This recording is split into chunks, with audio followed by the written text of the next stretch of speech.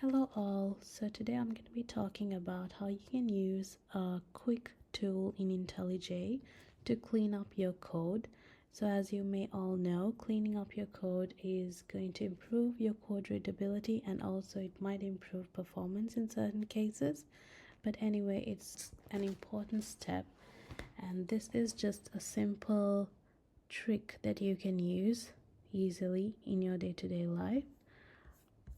So here we have an example of a complex class with over 700 lines of code. So manually looking through these methods is not going to work. So what we have here is this option of analyzing the code.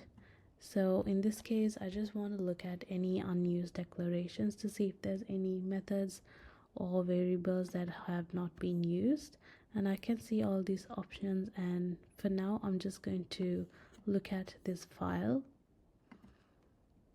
and we can see it has generated 3 warnings here. So we can say there's this method that have no usages, so we can remove it, and we have another method that have no usages, and we have another variable here that again something we can clean up.